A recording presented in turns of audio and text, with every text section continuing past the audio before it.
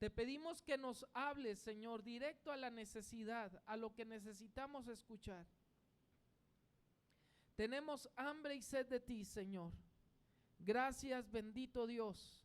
Danos sabiduría para conocer tu palabra ahora, Señor. Gracias, bendito Dios. En Cristo Jesús. Amén, Señor. Vea lo que dice la palabra del Señor.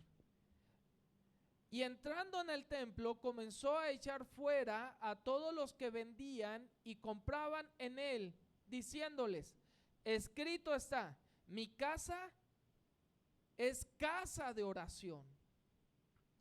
Dice, mi casa, esta es la frase que quiero resaltar, dice, diciéndoles, escrito está, mi casa es casa de oración.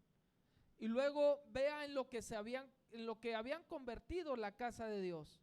Dice, mas vosotros la habéis hecho cueva de ladrones. Jesús entró al templo, al edificio donde se reunía el pueblo de Dios, donde el objetivo de ese lugar era que el pueblo de Dios se reuniera para buscar a Dios. Sin embargo, Jesús entró al templo y ¿qué fue lo que vio? Vio un cambista por acá, una persona vendiendo llévele chicles, chocolates, le voleo, le voleo. Y otro por acá vendiendo chivos, y otro vendiendo ovejas, y otros palomas, y otro así. Llévele, ándale, mira acá, se lo doy en oferta. Imagínense nada más. Y Jesús entró al templo, que era el lugar donde se reunía o se debiera de reunir el pueblo a orar a Dios. Jesús se enojó. Y se enojó de tal manera que agarró las mesas de los cambistas y las volcó. Agarró por ahí unas cuerdas y las utilizó de chicote y les dio. Estaba peor que una mamá enfurecida. Imagínense nada más, Jesús, el celo de Dios, enojado. Y alguno puede decir, ¿por qué se enojó tanto el Señor? Y se enojó tanto porque, por lo que dice la frase que quise resaltar, dice, mi casa es casa de oración. Jesús le está dando un sentido a ese lugar y les está diciendo, se les olvidó el objetivo. Y el objetivo era la oración. Y eso me gusta, porque si bien es cierto, lo más importante es nosotros recibir la palabra de Dios, Jesús está aquí diciendo, ¿saben una cosa? Ese lugar es para que mi pueblo me hable a mí. Sus necesidades me las digan a mí. Es casa de oración.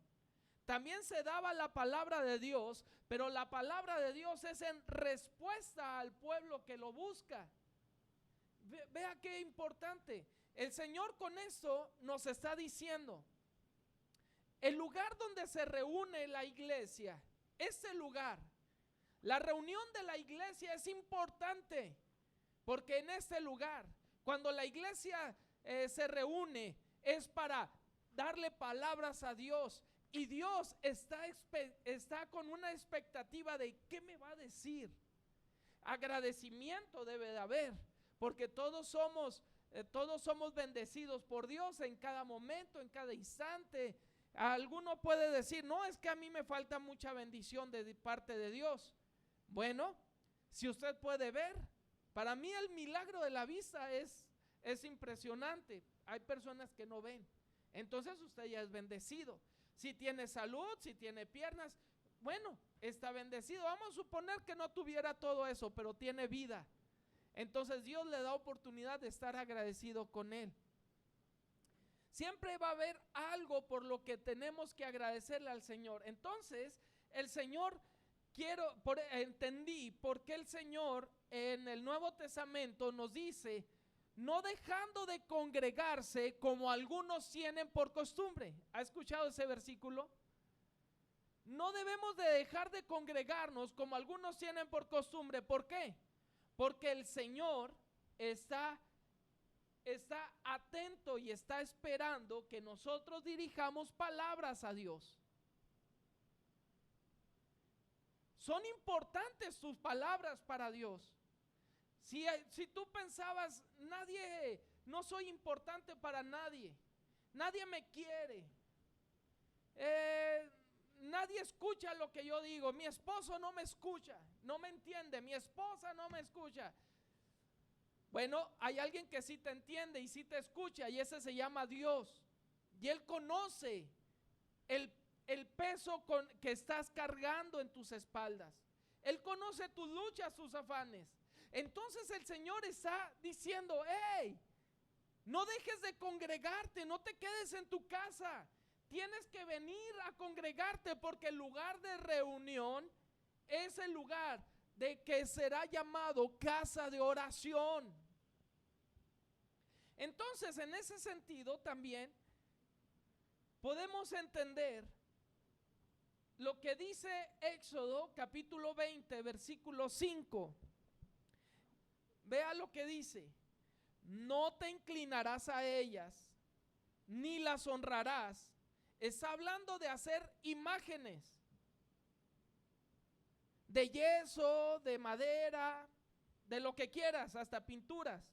Dice, no te inclinarás a ellas, ni las honrarás, porque yo soy Jehová tu Dios, fuerte y celoso.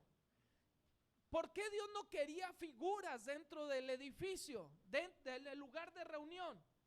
Algunos dicen es que son para ayudar a tu fe, y Dios dice, yo no necesito ayuda de nada de eso. Yo lo único que necesito, lo único que necesita es un corazón contrito y humillado, arrepentido, que quiera encontrar a Dios. ¿Cuántos quieren encontrar a Dios? ¿Cuántos quieren un encuentro con Dios? Y Dios dice, yo también. O sea, estoy accesible, no soy enojado contigo. Si te arrepientes, te perdono.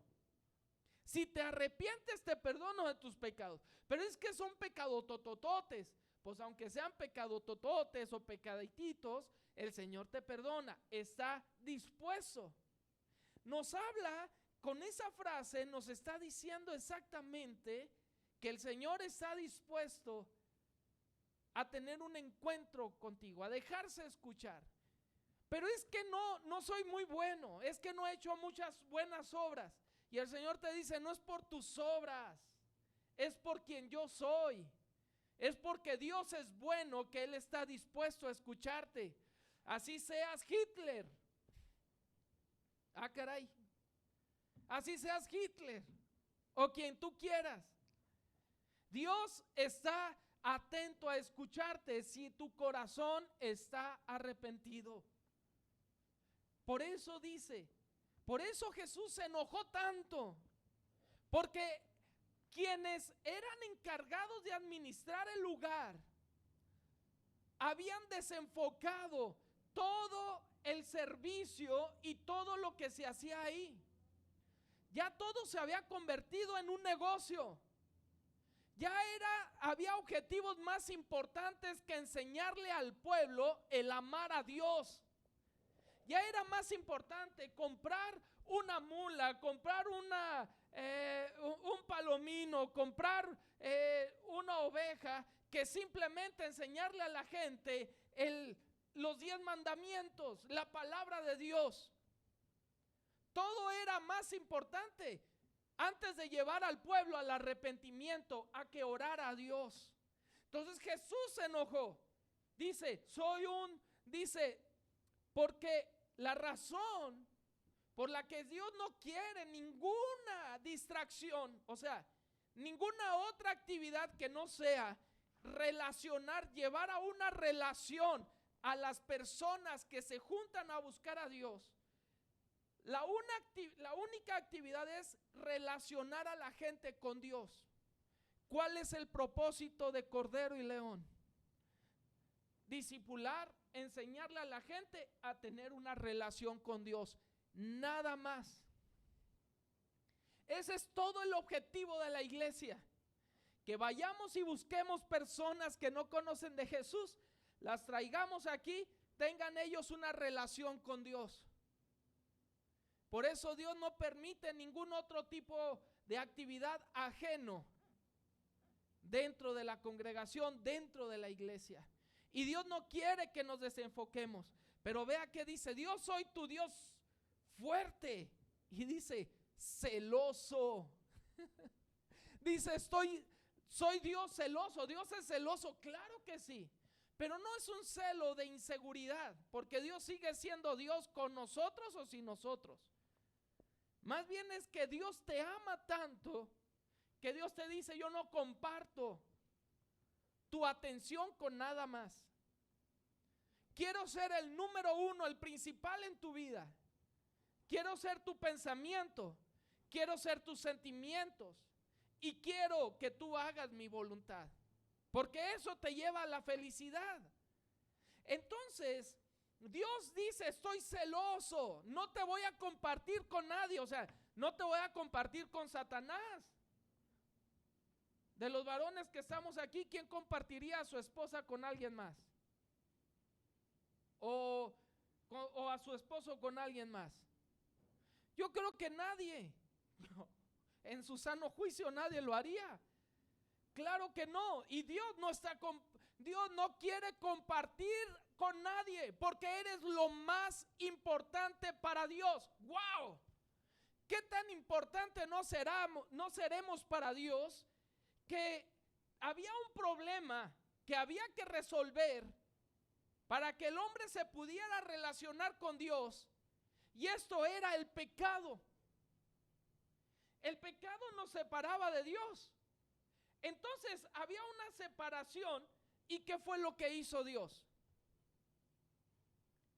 Envió a su único hijo. ¿Usted enviaría a su hijo a morir por alguien?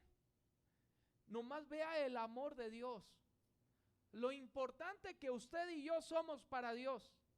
Es más, Jesús dijo: no le voy a delegar a un ángel, ni a Gabriel, ni a nadie a que vaya a morir. No, lo voy a hacer personalmente. Y Él en persona, Él puso sus manos para que lo crucificaran, Él puso sus pies para que lo crucificaran, Él puso su cabeza para que le pusieran una corona de espinas. Y murió por nuestros pecados. Y por medio de ese sacrificio y por ese derramamiento de sangre, usted y yo tenemos perdón de nuestros pecados. Dios nos limpia con su sangre preciosa. Gloria a Dios. Él nos limpia con su sangre preciosa. Entonces, si somos tan importantes que hasta Él dijo: yo doy mi vida, y al tercer día resucitó. Es importante siempre decir que Jesús murió pero resucitó, venciendo a la muerte, para que ahora usted y yo tengamos la victoria que es en Cristo Jesús. Entonces, si usted y yo somos tan importantes, y lo más importante que Dios, usted y yo somos lo más importante para Dios, ¿cuál es la acción más importante que Dios quiere lograr en la iglesia? La oración. Orar, platicar con Dios. Y obvio, la palabra del Señor es importante, porque es un diálogo. Usted ora, habla con Dios, y Dios le responde por medio de su palabra. Ora a Dios y Dios le responde por medio de su palabra. Esa es una relación con Dios. Eso es lo más importante en la iglesia. Entonces, entendido el punto de que nosotros somos lo más importante para Dios, vamos a seguir leyendo ahí en Lucas capítulo 20, versículo 1. Sucedió un día que, enseñando Jesús al pueblo en el templo y anunciando el evangelio, llegaron los principales sacerdotes y los escribas con los ancianos, y le hablaron diciendo: dinos, ¿con qué autoridad haces estas cosas? Vean nada más. Jesús, pues ya vimos lo que hizo al entrar al templo, ¿no? Todo el alboroto que hizo, los corrió. Y luego van, ahora sí, quienes debieran de administrar ese lugar y estar encargados de supervisar que el lugar y de llevar a la gente a una relación con Dios. Ellos eran los responsables. Ah, no, pero ellos habían contaminado el lugar. ¿Y qué fue lo que le dijeron? Bueno, ¿y con qué autoridad haces estas cosas? Con esa pregunta que le estaban haciendo a Jesús, ellos estaban validando la autoridad de Jesús, la estaban reconociendo la autoridad. ¿Por qué razón? Porque si alguien llega a su negocio, no sé, si usted, no sé, mi mamá vende marcos para fotos. Si alguien llega ahí al negocio y le quiebra un vidrio y eso y lo otro, ¿qué es lo que haces? Pues le hablas a la policía y le dices, lléveselo, ¿no? Porque ellos, teniendo la autoridad y teniendo soldados a su cargo, no hicieron nada. Pues porque sabían que Jesús tenía la autoridad. ¿Por qué no se atrevieron a hacer más? Porque Jesús tenía autoridad. Ellos reconocieron y le dijeron, bueno, ¿y con qué autoridad haces esto? Incluso más adelante dice que ellos no se atrevieron a hacerle nada a Jesús porque todo el pueblo lo estaba escuchando a él. Estaban atónitos con el poder de la palabra de Jesús. Qué importante es esto, saber que Jesús tiene la autoridad sobre la iglesia. Y eso lo debemos de reconocer. Lo más importante, la persona más importante en una congregación, ¿quién es? Cristo Jesús. Y Él tiene autoridad. Y en la congregación, Jesús debe de ser el que habla. Utiliza hombres, utiliza personas por medio de un discipulado, por medio de una enseñanza, y Dios siempre dará palabra de autoridad. Tiene que ser palabra con autoridad, palabra que confronta, porque Jesús ahí en el templo habló palabra que confrontaba, no palabra que endulzara el oído, aunque la palabra de Dios es más dulce que la miel y es más valiosa que el oro y más que mucho oro afinado. Así es la palabra de Dios. Pero a veces la palabra nos suena como algo que no nos agrada. Es como la medicina. Es necesaria, pero como que no nos agradó, pero nos va a curar. A veces así es la palabra del Señor. El Señor nos confronta, nos dice, tienes que cambiar, tienes que hacer esto, arrepiéntete. Y nos confronta y nos va a costar obedecer. Pero el Señor recuerde que Él tiene la autoridad. Yo prefiero que Jesús me hable con autoridad porque Él es el Rey. ¿Cuántos dicen amén a esto? Le decimos a Dios, cuando recibimos a Cristo en nuestro corazón, le dijimos, Señor Jesús, sé el Señor de mi vida. A partir de ahora tú eres el Rey de mi corazón. Pero no queremos que nos confronte. Pero queremos que nos hable despacito, por favor. Y dime las cosas que yo quiero oír. Así no es. Entonces no tienes a Jesús como Señor de tu vida. Quieres tener a Jesús como tu motivador personal. Tuyo, nada más. Y que te diga como ¿qué pudiera ser como tu animador personal? Quisiéramos que fuera Jesús así. Y Jesús es el maestro, Jesús es el Señor, es el dueño de nuestras vidas si le entregaste tu vida a Jesús. Entonces Jesús nos va a hablar directo y nos va a hablar claro, porque Él manda y Él ordena. ¿Cuántos dicen amén a eso? Entonces Jesús en el versículo 9, ahora vamos a leer el versículo 9, dice, comenzó a decir al pueblo esta parábola. Un hombre plantó una viña, la arrendó a labradores y se ausentó por mucho tiempo. Y a su tiempo envió un siervo a los labradores para que le diesen del fruto de la viña. Pero los labradores le golpearon y le enviaron con las manos vacías. Volvió a enviar otro siervo, mas ellos a este también golpeado y afrentado. Le enviaron con las manos vacías. Volvió a enviar un tercer siervo, mas ellos también a este echaron fuera herido. Entonces el señor de la viña dijo: ¿qué haré? Enviaré a mi hijo amado. Quizá cuando le vean a él, le tendrán respeto. Mas los labradores, al verle, discutían entre sí diciendo: este es el heredero. Venid, matémosle, para que la heredad sea nuestra. Y le echaron fuera de la viña y le mataron. ¿Qué pues le hará el señor de la viña? Vendrá y destruirá a estos labradores y dará su viña a otros. Cuando ellos oyeron esto, dijeron: Dios nos libre. Pero él, mirándolos, dijo: ¿qué pues es lo que está escrito? La piedra que desecharon los edificadores ha venido a ser cabeza del ángulo. Todo el que cayere sobre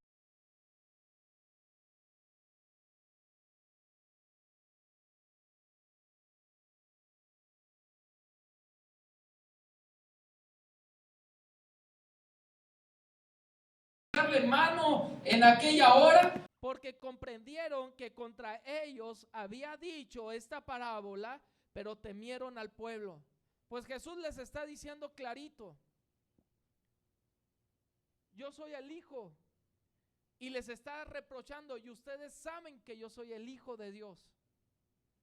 Les habló claro de frente, los confrontó con su maldad. De hecho, dentro de la parábola les dice que mataron al hijo, descubriendo de esta manera Jesús la intención de esos hombres que estaban ahí, que querían matar a Dios. Yo siempre me he preguntado a qué nivel de degradación espiritual habían llegado esos hombres, que teniendo el llamado de servir a Dios, habían vendido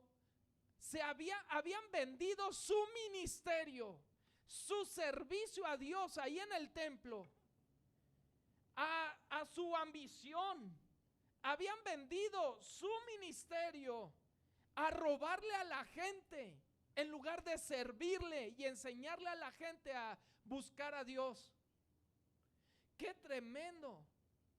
Y también el Señor me hacía pensar al respecto de mi persona, porque ninguno podemos estar exentos de caer en una degradación espiritual así. Pero Dios nos ayude, y tenemos que seguir teniendo una relación con Dios para no perder el objetivo como congregación Cordero y León. Los maestros les enseñan a los niños a relacionarse con Dios. Los ujieres enseñan o reciben a las personas y son como pues de hecho están en la puerta.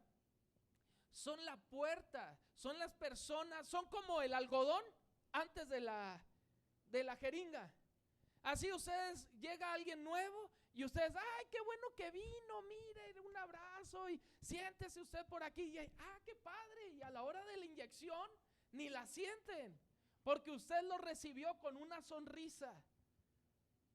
Y así todos los servicios que hacemos en la congregación son importantísimos.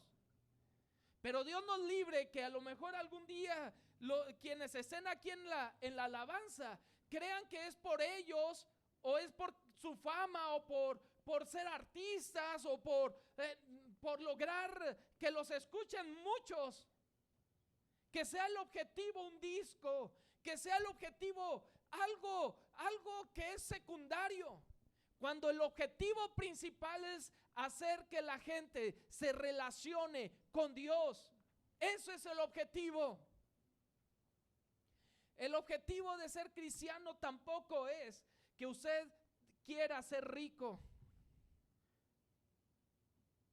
Que no está mal ser rico, hay principios aquí bíblicos, pero esos principios de prosperidad están subordinados a una relación con Dios. La riqueza que Dios da y que Dios por medio de esa riqueza bendice, la riqueza que es para bendición, es aquella que se logra gracias a una relación con Dios. Es importante reconocer todo esto.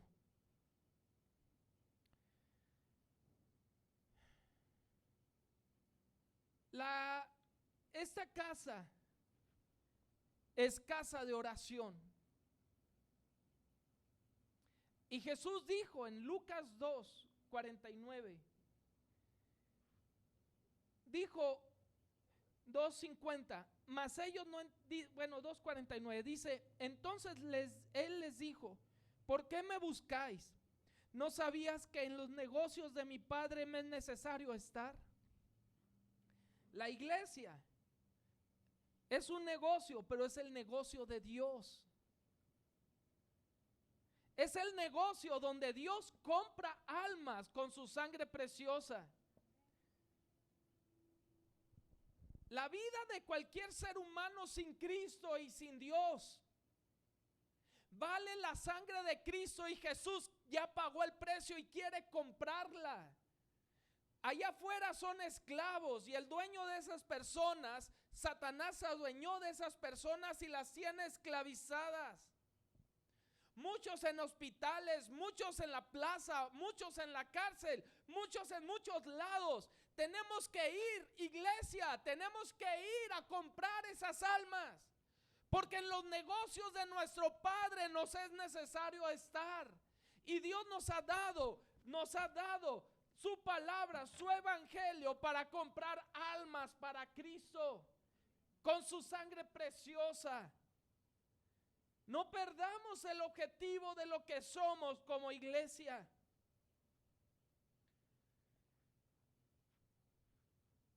Ahora, como una congregación que ama a Dios, es importante reconocer, porque todo luego lo queremos espiritualizar, pero también como el negocio de Dios aquí en la tierra. Dios nos dice, ¿sabes qué? Se paga una luz, se paga una renta y todo eso. Y Dios no necesita nuestro dinero. Dios no lo necesita, porque Dios es el dueño del oro y de la plata. Pero Dios dice, pero te voy a hacer a ti partícipe. Te voy a dar a ti la bendición de participar en entregar diezmos de ofrendas, para que seas parte del reino de Dios. Pero tú dices, yo no tengo. Dios te dice, no tienes. Pues yo te voy a dar un trabajo y te voy a dar un sueldo y te voy a dar ingresos. Ahora sí tienes. Del dinero que te di, vas a dar.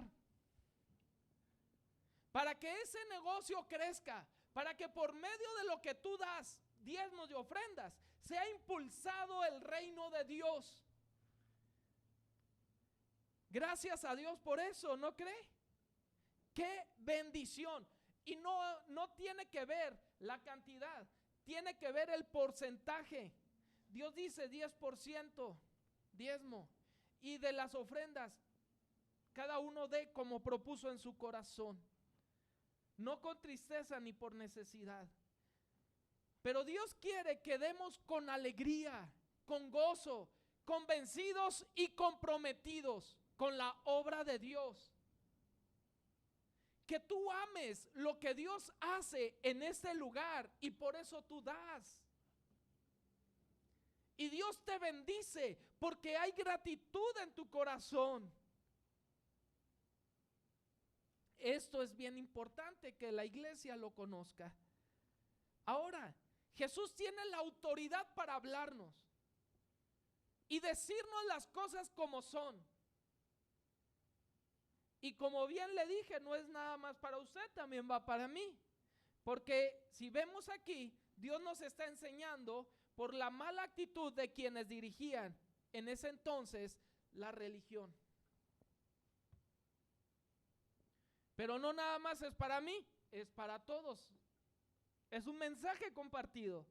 Pero vea lo que dice después en el versículo 20. Y echándole, enviaron espías para que simulasen, para que se simulasen justos a fin de sorprenderle en alguna palabra, para entregarle al poder y autoridad del gobernador. Y le preguntaron: maestro, sabemos que dices y enseñas rectamente y que no haces acepción de personas, sino que enseñas el camino de Dios con verdad. ¿Nos es lícito dar tributo a César o no? Mas él, comprendiendo la astucia de ellos, les dijo: ¿por qué me tentáis? Mostradme la moneda. ¿De quién tiene la imagen y la inscripción? Y respondiendo dijeron: de César. Entonces les dijo: pues dad a César lo que es de César y a Dios lo que es de Dios. Termino diciendo, dentro de toda congregación, lo único que debe de imperar es el mandato de Dios, el objetivo de Dios para las reuniones. ¿Cuál es? Relacionar a Dios, a los hombres con Dios, relacionarlos, llevarlos a una relación con Dios. Por eso, ningún negocio del mundo se puede entrar aquí, porque solo hay un objetivo: enseñarle a la gente a relacionarse con Dios. Tristemente, ¿pudiera ser el hombre tentado a traer los negocios del mundo aquí? Claro que sí. Si trajese a un político a hacer política aquí arriba. Si traigo los intereses de allá afuera, aquí. ¿Sabe una cosa? Dad a César lo que es del César y a Dios lo que es de Dios. Aquí adentro se hace la voluntad de Dios, se le enseña a la gente a relacionarse con Dios, a orar a Dios, a depender de Dios, a leer la palabra del Señor. Eso se le enseña a la gente. No por quién votar, no por a quién nos debe de convenir para votar, no. Yo le enseño a usted que usted tiene que orar para que Dios le dirija por quién tiene que ejercer ese voto. Yo le enseño a tener una relación con Dios. He sabido en algún lugar que hasta suben a los políticos a dar su discurso desde acá arriba. Y así no es. Aquí es el negocio de Dios. Por eso, la manera en que Dios quiere que los hombres se relacionen con los gobiernos, la iglesia, las congregaciones, con el gobierno, es un gobierno laico. El gobierno laico es el que Dios tiene establecido en la palabra: separación, iglesia y Estado. La iglesia enseña a las personas a amar a Dios. A la iglesia, a las personas que se congregan, les enseñamos principios y valores cristianos. Y van allá afuera y no roban. Van allá afuera y no defraudan. Van allá afuera y no traicionan. Van allá afuera y son cristianos, son íntegros. Van y hacen política allá afuera y son personas de bien. Llega algún cristiano como un cristiano que se relaciona, que aprendió en la iglesia a relacionarse con Dios. Llega como presidente municipal, gobernador o presidente. Será alguien que será de bendición al país. Pero aquí adentro la iglesia tiene que estar bien enfocada en enseñar, en discipular, a enseñarle a la gente, en traer personas para que se relacionen con Dios. Queremos cambios en nuestro país. La esperanza no está en los partidos. La esperanza que Dios ha puesto para que cambie un país está en Jesús, pero el trabajo lo hace la iglesia. A medida que cristianicemos este país va a cambiar en sus valores y en sus principios. Por eso es tan importante el trabajo que hacemos cada uno de nosotros aquí en la congregación. Enseñarle desde un niño a amar a Dios, enseñarle en una reunión de matrimonios, en un discipulado, enseñarle las bases bíblicas de la fe. Por eso nuestro enfoque es orar, discipular a las personas, enseñarle a la gente lo que es ser cristiano. Eso es Cordero y León, y esa es la esencia de la iglesia en todo el mundo. Esa debe de ser, esa es la esencia de la iglesia. Ese es el ser de la iglesia. Dice, Jesús dijo, pues dad a César lo que es de César y a Dios lo que es de Dios.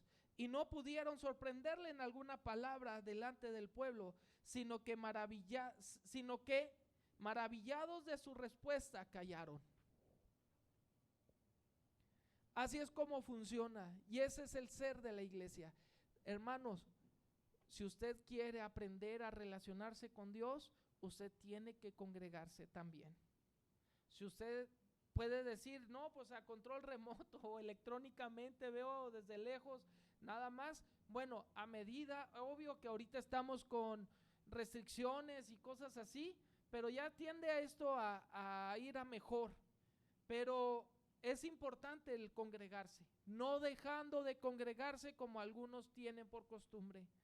Entonces prefiero hacer 3 servicios el domingo, 2 servicios al domingo, que usted se quede en casa. Cuando haya necesidad de hacer hasta 20, bueno, exageré, ¿verdad?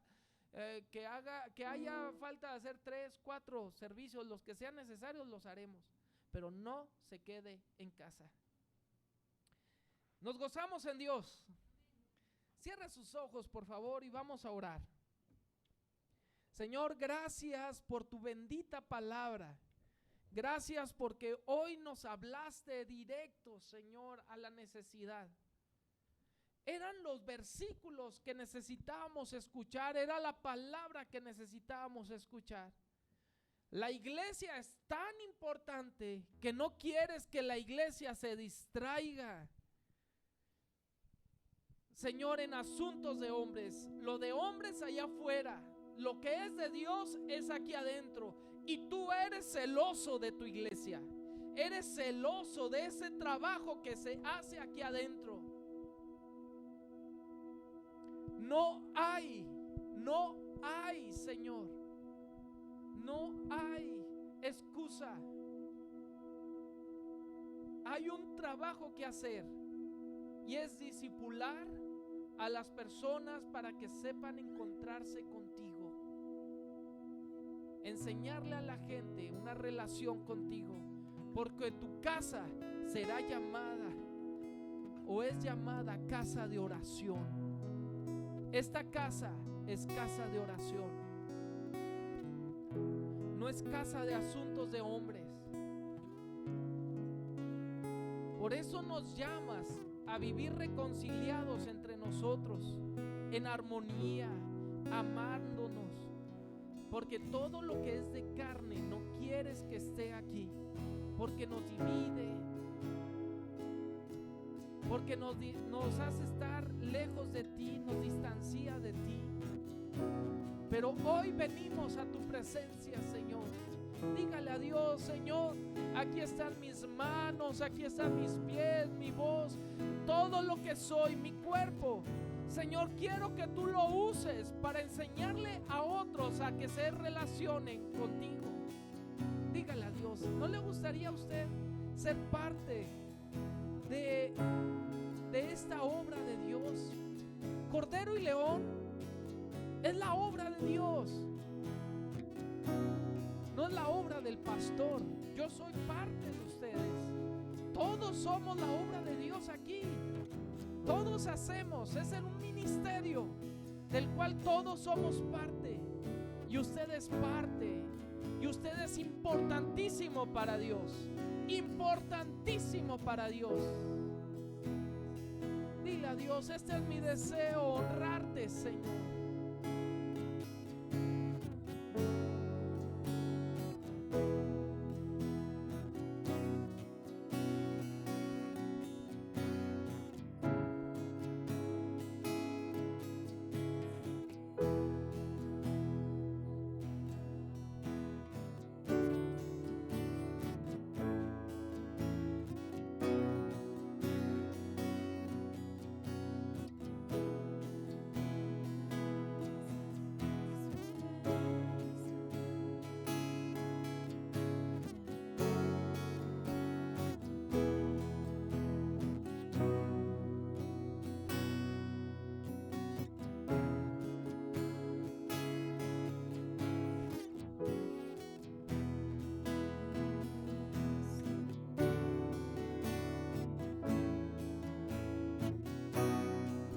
Póngase de pie, por favor.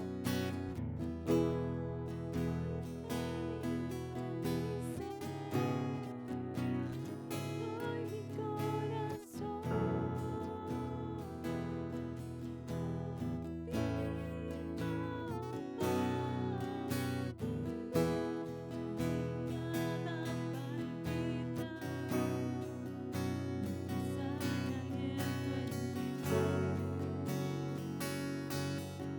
Dios, haz tu obra en mí.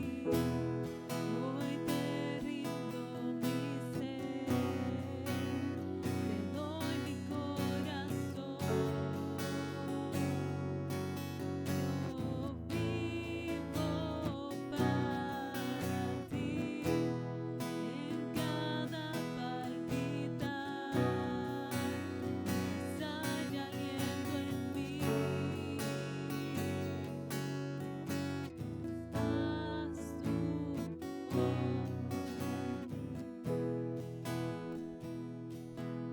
De esta manera quiero invitarle a que tome su diezmo y su ofrenda y usted sea parte de entregar sus diezmos y ofrendas también. De esta manera también adoramos a nuestro Dios.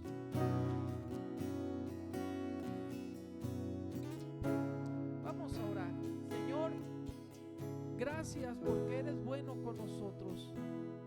Nosotros diezmamos y ofrendamos porque te amamos, porque somos parte de la obra que tú estás haciendo en este lugar, porque estamos agradecidos, porque hemos aprendido a relacionarnos contigo. Nuestra relación está creciendo, Señor. Gracias, bendito Dios, te entregamos todo lo que somos a ti. En Cristo Jesús, Señor. Bendigo a mis hermanos que van a diezmar. Gracias porque esta es una iglesia fiel en entregar diezmos y ofrendas. Gracias, bendito Dios, en Cristo Jesús. Amén, Señor. Las personas que nos están viendo, ahí usted puede encontrar la cuenta de la iglesia donde usted puede también participar en entregar diezmos y ofrendas haciendo una transferencia. De esta manera despedimos la transmisión por Facebook o por redes sociales. Dios les bendiga. Hermanos, pueden pasar a entregar.